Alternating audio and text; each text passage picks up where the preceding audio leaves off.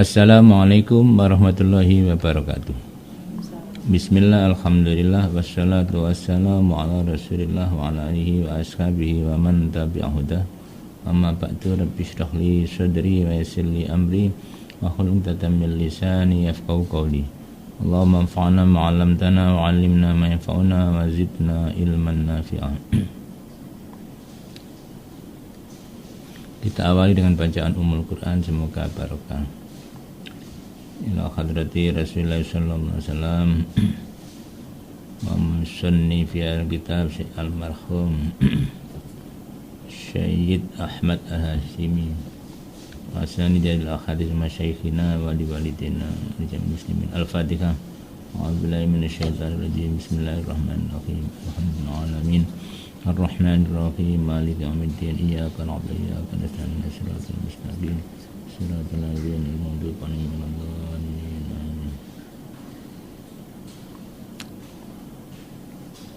Sahabat santai yang dimuliakan Allah, alhamdulillah kita masih diberi nikmat iman Islam, kesehatan, kesempatan. Semoga bisa mengisi kehidupan ini dengan yang lebih baik, semakin hari semakin baik. Kita awali hadis 115. Bismillahirrahmanirrahim. Allahumma shalli ala sayyidina Muhammad. Idza arafal gulam, idza arafa nalika mengerti sapal gulamu bocah lanang, maksudnya anak kecil ya.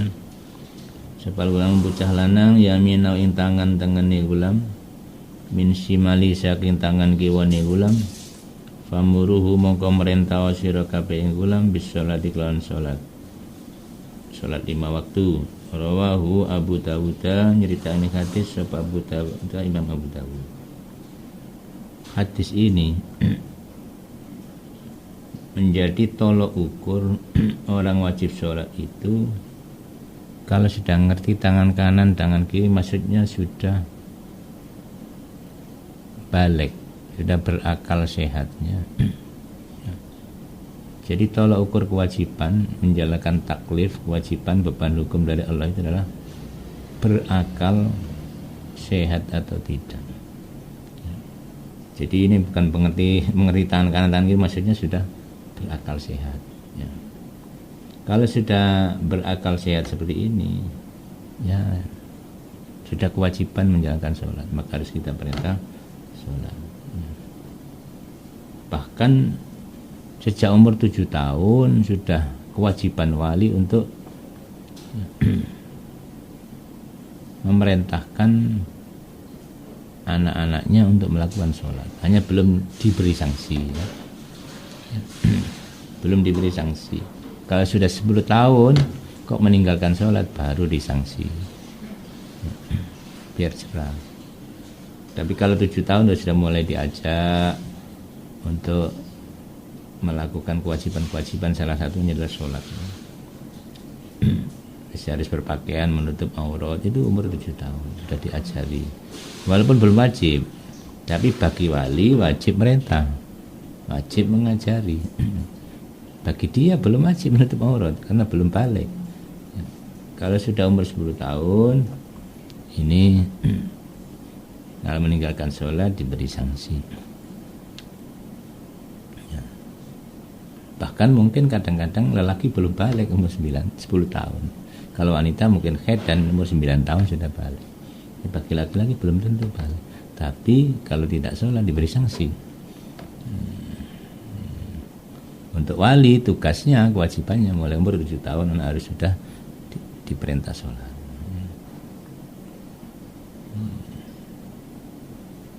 Kenapa kok sholat? Karena sholat itu tiang agama. Agama Islam kan roboh kalau tidak ada yang sholat. Karena sholat itu adalah mengabdi kepada Allah, memuja Allah, memuji Allah. 116. Idza azzamat nalika mengagungkan sapa umat ingsun ad-dunya ing dunia. Kalau umatku sudah mengagungkan dunia, menjadikan dunia yang maha kuasa, nuziat mongko dicopot minda saking dunia apa minna saking umat apa haibatul islami wibawa Islam. Jadi kalau umatku sudah mengagungkan dunia ya, menganggap dunia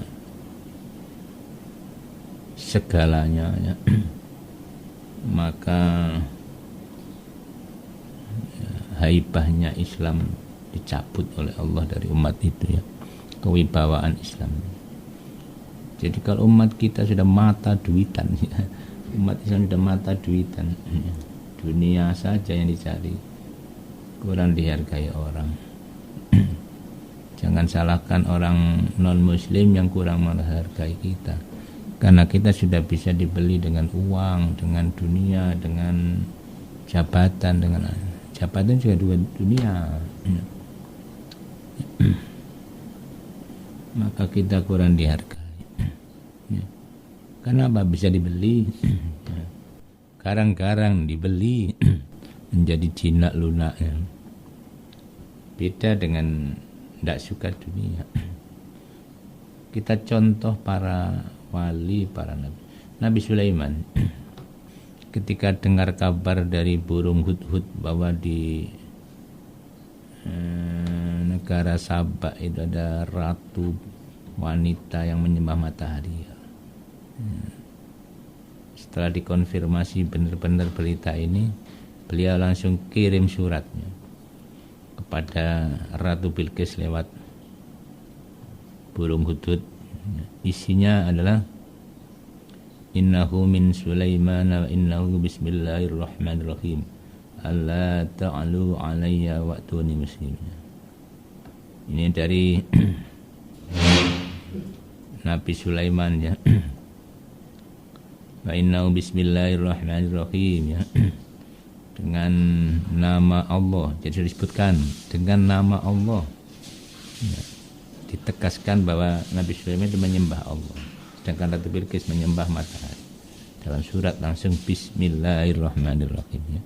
Dengan nama Allah yang maha pengasih dan maha penyayang. Allah ta'alu alayya, jangan mengungguli aku.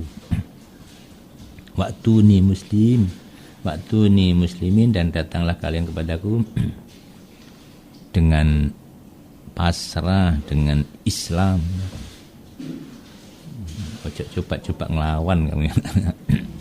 Rasanya jangan macam-macam kamu. Pokoknya harus menyembah Allah, jangan macam-macam kalau. Jadi gertakan sungguhan, bukan gertak sambal. Nabi Sulaiman ini gertakan yang sungguhan, bukan main-main ya. Ratu Bilqis mencoba bermusyawarah dengan punggawa kerajaannya bahwa ini ada surat, intinya begini. Ada yang berpendapat ya, Panglima, kami sudah kuat, Anda tinggal merintah, mau gasaan mau perang udah siap ya.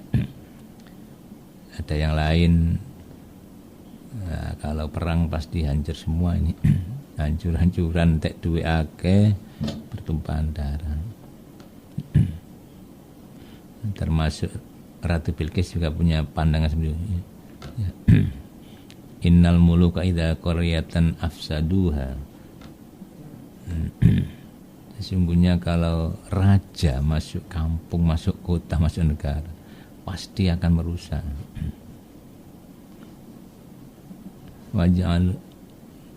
Waj'alu a'izzata ahliya adillah, dan akan menjadikan orang-orang yang mulia menjadi rendah. Maksudnya jadi raja menjadi bawahan ya. Jadi asalnya jadi panglima jadi rakyat biasa ya. Dipereteli semua. Nah, lantas bagaimana sang ratu? Kita coba, kita kirimi emas ya.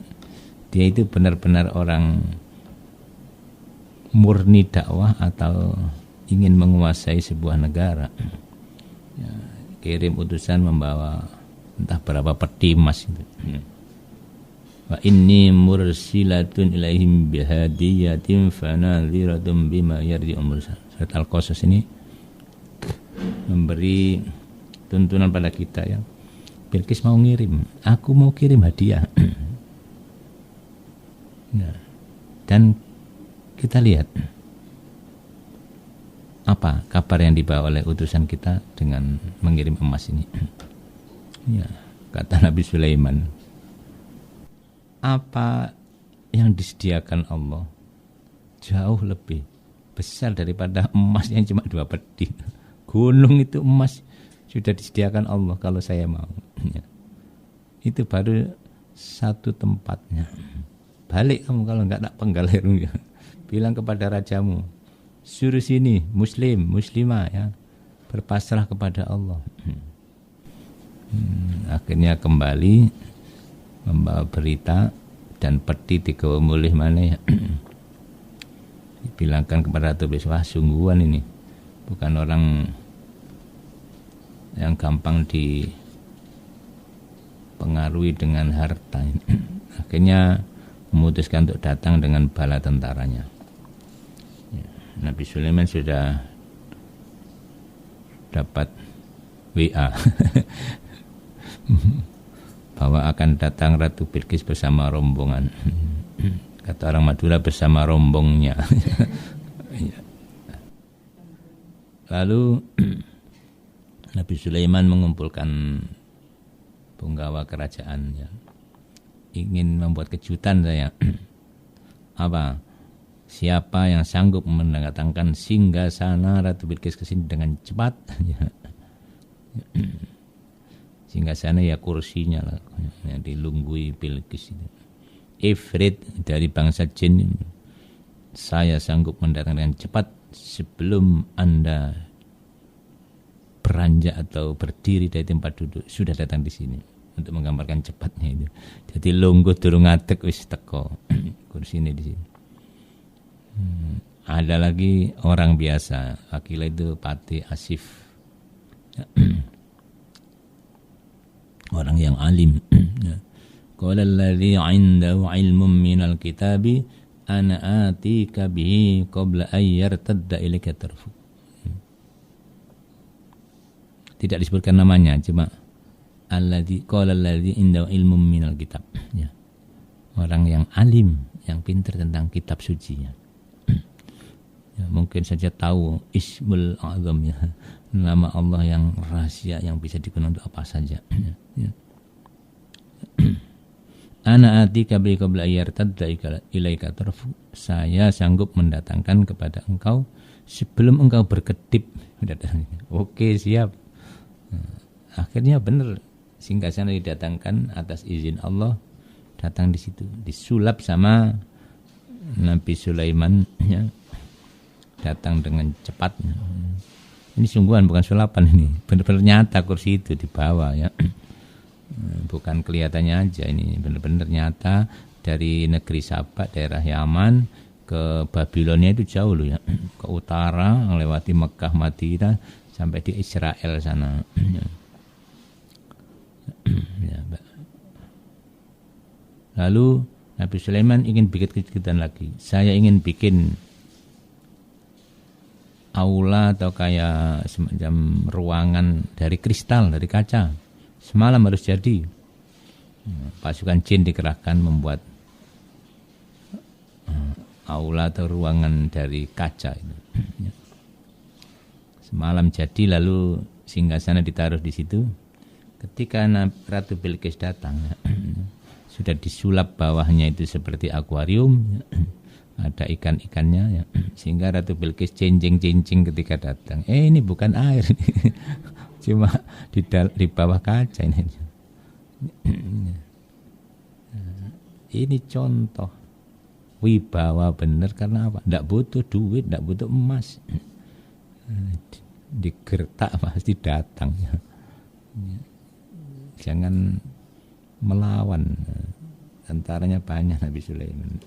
Istrinya aja sekitar 100, apalagi tentaranya. 100 ya. Itu baru istrinya, belum tentaranya. Ya, memang terkenal dengan kekayaan dan punya tentara banyak, karena tentaranya dari manusia dan jinnya. Dari manusia. Jadi kalau berangkat itu ya dua itu ya tentara manusia dan jin berangkat semua, termasuk burungnya ikut karena untuk burung hut itu salah satu pencari air. Jadi dulu itu termasuk hal pokok ya. Kalau perang menang harus menguasai sumur untuk minum ya. Karena itu termasuk bagian daripada logistik. Ya. Nah, namanya padang pasir kan susah air itu. Kalau nanti sudah haus, ya kalah perang ngelak. Maka sumur seperti Nabi ketika perang Badar, perang Uhud menguasai sumur dulu. Ya. Perang Badar sama. Ya. Itu adalah strategi Rasulullah. Makanya sekarang kalau perang kok pasukan logistiknya cukup, ya, pasti bisa bertahan lama. Ya. Jadi sekali lagi wibawa itu datang jika kita tidak mata duitan, tidak kedunian. Ya. Rasulullah sama, ya. Tidak tergiur oleh dunia. Maka Islam waktu itu menjadi disegani. Padahal Romawi kuatnya kayak apa ya. Romawi itu sudah terkenal di dunia, tentaranya paling kuat. Digasak oleh Rasulullah dalam perang Mu'tah itu, mundur ya. Jadi 40.000 lawan 200.000. Kocar kacir, mundur lah. Lalu dilanjutkan Khalid bin Walid. Ya itu sekitar 40.000 sama 200.000 tentara Romawi. Korat karit panglimanya mati. Itu karena apa? Ya tidak cinta dunia.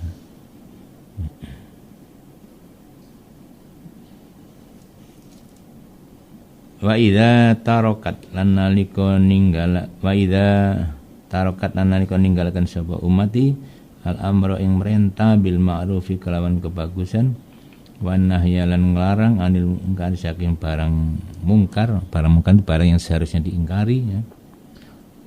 Hurimat mengko terhalang apa barakatul wahyi barokai wahyu rawanjane hadis sabatun mili mamdin mili. Kalau umat sudah meninggalkan amar ma'ruf nahi mungkar, maka barokah wahyu sudah terhalang. Artinya apa? Ya siap-siap aja kukut. Kukut. Jadi kalau ingin Al-Quran ini barokah, ya wahyu ya itu kalau sekarang lah Al-Quran dan hadis ya. Kalau ingin barokah ya, itu kan jimat kita umat Islam karena wahyu Al-Quran plus hadis. Kalau ingin barokah ya laksanakan amar ma'ruf nahi mungkar, laksanakan isi Al-Quran hadis, itu akan menjadi barokah. Kalau enggak ya tinggal rosmu. Wa ma baqiyal Qur'anu illa rasmuh ya. Tidak tersisa dari Al-Quran kecuali hanya tulisannya saja. Itu namanya hilang barokahnya. Kalian barokah diamalkan ya. Salah satunya adalah amar ma'ruf nahi mungkar. Pastilah barokah. Bukan sekedar dibaca Al-Quran itu, diamalkan. Ya paling benar memang nahi mungkar. Kalau amar ma'ruf banyak orang ngasih takjil banyak, sedekah banyak ya.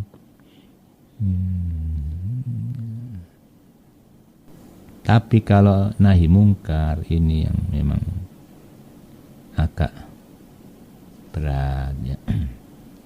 Kecuali orang-orang yang punya keteguhan hati, punya semangat jihad ya. Jihad itu bukan hanya perang, jihad itu berjuang. Mau nodok kentongan di masjid, di musola itu termasuk jihad ya. Melanggengkan syariat Islam berupa sholat, azan, syiar-syiar Islam yang lain, azan, sholat ya. Itu termasuk mujahid, pejuang ya. Termasuk pencari ilmu itu pejuang ya. Pencari ilmu itu pejuang. Kalau menggebu-gebu itu sebenarnya boleh ya, karena kebaikan. Lu bagus menggebu-gebu, ya nggak boleh kan ngamuk. Menggebu-gebu itu bagian dari mujahadah. Walladzina jahadu fina lanahdiyannahum subulana wa innallaha la ma'al muhsinin. Orang-orang yang berjihad sungguh-sungguh ya, mujahadah hatinya memang dikerahkan ya. Di jalan kami maka aku akan memberi petunjuk ke jalanku ya. Wa innallaha la ma'al muhsin, sesungguhnya Allah bersama orang-orang yang berbuat baik. Jadi ada 3 istilah itu. 1, ijtihad. Ijtihad itu mencurahkan pikiran untuk menggali hukum Islam. Namanya ijtihad, kayak para ulama ahli fikih ya, Imam Syafi'i, Imam Hanafi itu berijtihad, mencurahkan pikiran untuk menemukan hukum syar'i, hukum-hukum agama yang bersifat praktis, yang bersifat amaliyah ya. Ada jihad, mengerahkan fisik untuk memerangi orang kafir, orang murtad, itu jihad namanya, pengerahan fisik. Ya. Ya. Tapi jihad juga dibagi nanti. Ada jihadun bil mal, ya. Jihad dengan hartanya saja, kirim kuda, kirim uang, kirim apa saja. Ada jihadun nafas, ya. Berjuang dengan jiwa, dirinya memang ikut perang, ikut nuduk kentongan, ikut apa, ikut tandang gawe ya, bangun masjid ikut ngejar, itu jiwanya ikutnya. Ada kedua-duanya, bil mal wan nafas, jihad dengan harta dan jiwanya, kedua-duanya. Ya. Yang ketiga adalah mujahadah, pengerahan jiwa atau pengerahan hati untuk mendekatkan diri kepada Allah, untuk apa saja yang baik, itu namanya mujahadah. Kayak orang torekot, orang apa saja, hatinya fokus. Kalau kuliah hatinya fokus, itu mujahadah juga ya. Tapi yang banyak adalah di jalan Allah, ya wiritan, ya apa saja untuk mendekatkan diri kepada Allah dengan sungguh-sungguh. Jadi mendekatkan diri kepada Allah dia ya sungguh-sungguh, harus tidak boleh nyantai. Kalau sungguh-sungguh Allah juga datangnya sungguhan. Itu namanya mujahadah. Ya. Jadi ada ijtihad, ada jihad, ada mujahadah. 117, idza qulta, nalika ngucap sira li sahibika maring kanca sira yaumal jumu'ati, dalam dina Jumat, ansid, diamlah, menengo sira. Jadi kalau Jumatan ya, imam sedang khutbah, ngelarui koncone, menegur temannya yang rame, diam, itu sama saja. Caranya ya isyarat saja. Wal imamu khalita imamku yaktubu sedang khutbah sama imam, faqad lagauta, mongko temen sia-sia sira. Maksudnya mengurangi pahala Jumatannya. Jadi jangan ikut rame. Rame sama saja. Isyarat saja, jadi caplek ngono. Ya pelan-pelan, nanti kebanternya tambah gasaan. Rawanya ditangani hadis Sahih Bukhari, Imam Bukhari. Jadi intinya kalau imam sedang khutbah, dengarkan. Ya. Makanya ada Bilal ya. Bilal itu biasanya orang sebelum khotib itu naik, ada sing mengucapkan ansitu wasma'u wati'u rahimakumullah. Diam itu. Itu maksudnya itu, supaya enggak rame. Nomor 2, konsentrasi. Nanti enggak rame tapi WA-an, lihat YouTube. Sibuk dengan sendirinya itu. Sibuk dengan sendirinya ya enggak boleh juga sama ya. Maka di masjid tertentu sudah ada peringatan HP harap dimatikan. Itu maksudnya biar mendengarkan khutbah, tidak main HP sendiri ya. Bagaimana kalau tertidur? Ya keturun enggak apa-apa. Ya enggak boleh kan sengaja tidur. Memang obat mujarab untuk orang yang susah tidur, datanglah ke Jumatan dengarkan khutbah. Ya saya kira dimaklumi, mengapa? Karena siang bolong ya, tengah hari semua orang-orang capek ya, disuruh beribadah ini memang berat ya, kecuali orang yang serius ya, niat temenan beribadah itu. Jadi bisa menghilangkan ngantuk ya. Tapi rata-rata tanpa mendatangkan ngantuk ya. Karena itu intinya kalau khutbah, kalau sholat ya diam, khutbah diam, sholat diam ya, laksanakan sholat dengan baik ya. Karena khutbah itu termasuk paket dengan sholat Jumat maksudnya.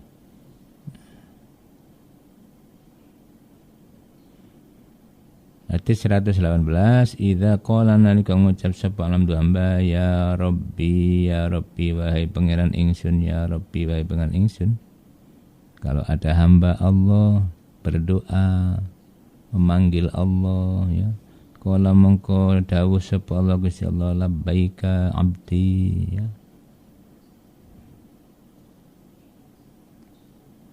Aku memenuhi panggilan sira abdi wahai hamba ingsun ya. Ku penuhi panggilan kalau sini oke ada apa? Sal jalu sira tukto mongko bakal diparingi sira. Kamu minta apa? Akan diberi. Rawan ditakan ingati sebab Ibnu Abi Dunya an Aisyah saking Aisyah. Jadi kalau kita mau berdoa, Allah pasti mengabulkan doa kita ya. Ayatnya ud'uni astajib lakum. Berdoalah kepadaku ya, aku akan mengabulkan. Akan itu bisa cepat, bisa lama karena fi'il mudhari. Bisa sekarang zaman hal, bisa zaman mustaqbal, zaman yang akan datang, artinya lama ya. Karena kita enggak sabaran kadang-kadang ya. Nabi Zakaria itu minta anak itu ya mestinya mulai mantan anyar ya. Sampai umur 120 tahun, istrinya umur 80 tahun, baru hamil istrinya. Ya kira-kira orang menikah itu umur berapa? Kalau kita mungkin umur selawe, Nabi Muhammad umur selawe, umur 30 ya. Umur 35 itu menikah. Nah kalau sampai umur 80, berarti sudah bertahun-tahun minta anak. Orang nikah baru 2 tahun kadang wis gupuh. Si gupuh itu mau tua nih.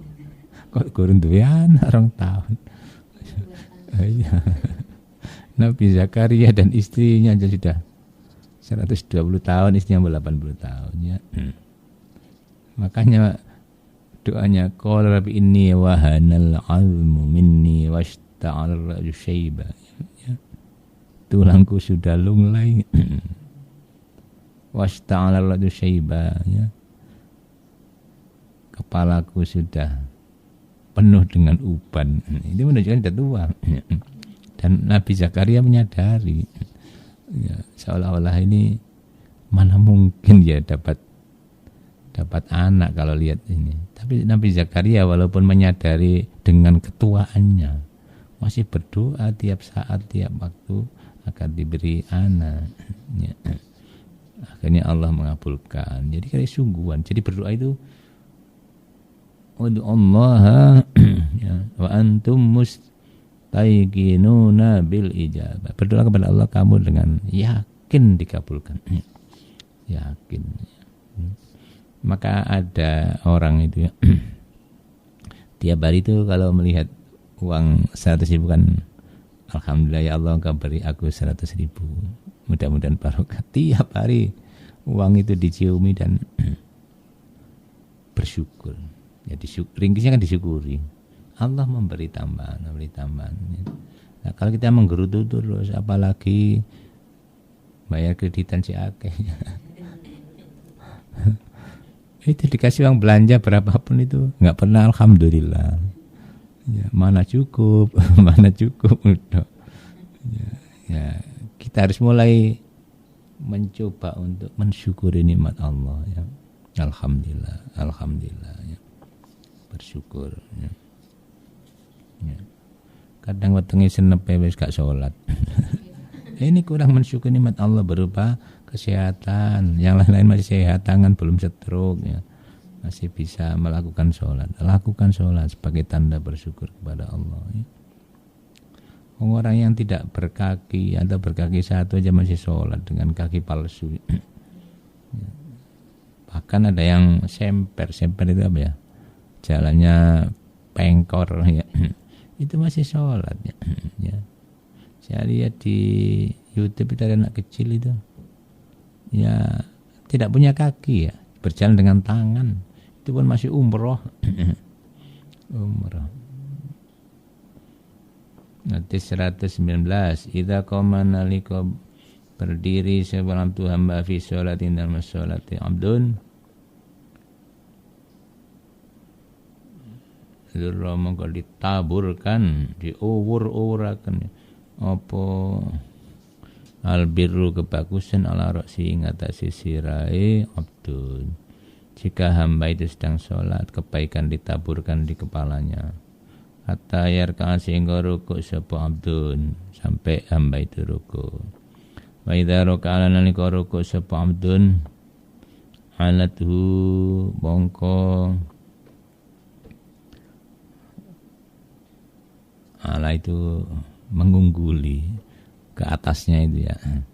Ala itu mongko munggah ing abdun apa rahmatullah kata yasjuda sehingga sujud sapa abdun. Jadi ketika rukuk, rahmat ada di atas orang itu sampai ia sujud.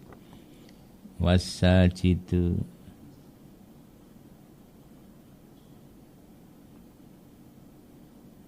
utawi wong kang sujud iku yasjudu sujud sapa sajid ala qadamayillahi ta'ala ing atase telapak kaki lorone Allah.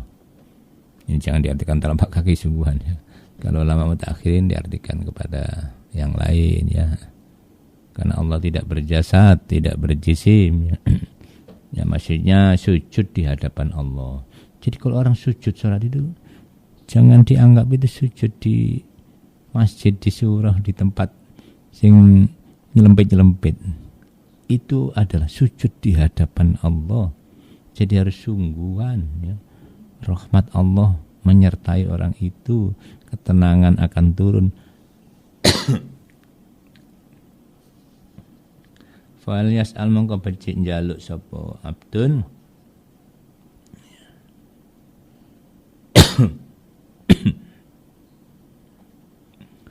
wal yarghab lan becik bunga seneng sapa abdun wal yarghab lan becik seneng sapa abdun mintalah ya senanglah karena akan dikabulkan apalagi sedang sujud. Itu doa mustajab ya. Salah satunya doa mustajab adalah ketika hamba sedang sujud dalam sholat. Rawan yang hadis Abu Sa'idun Ibnu Mansur an Abi Ammar mursal kelawan hadis mursal. Jadi ringkesnya kalau hamba sedang sholat, kebaikan menyertai orang itu sepanjang ia masih sholat, bahkan setelah sholat pun masih berimbas. Contoh ya, ada penjual layah yang sudah pernah saya ceritakan ya, jamaah ya. Setelah jamaah Habib Anis, siapa ini yang bawa pikulan ya, nggawa layah itu mbah tua itu, saya borong semua, ya perlu sak pikul-pikulan. Itu barokahnya apa? Karena iba, kasihan orang bakul layah kok mau jamaah. Kan itu berarti karena sholat dia. Umpama enggak sholat, hanya numpang ya belum tentu orang kasihan seperti itu. Karena mau sholat, kasihan diborong. Jadi kalau pedagang kok rajin sholat, pasti orang akan beli ya. Jadi kuncinya sholat ya. Rahmat akan menyertai, kebaikan yang akan menyertai orang yang sholat, karena orang sholat ada di hadapan Allah, kalau minta akan dikabulkan. Jadi kuncinya sholat. Kenapa orang-orang dulu banyak sholat? Ya karena itu kuncinya, dekat dengan Allah, apa saja yang diminta insya Allah. Kayak ketika ada perang Afghanistan melawan Uni Soviet, waktu itu anak kecil ketika ditanya bagaimana orang Afghanistan kok bisa mengalahkan Soviet, negara adidaya, gimana caranya? Anak kecil sudah mempraktekkan. Ia sholat 2 rakaat, kemudian ngambil debu ditaburkan ke tank Soviet dan meledak hancur. Sholat ya. Maka Nabi pun tetap mengharuskan sholat, namanya sholat khauf, sholat di medan perang.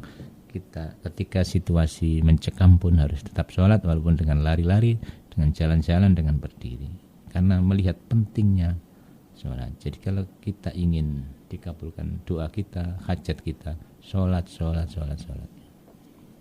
Wallahu alam bissawab. Semoga ada manfaatnya.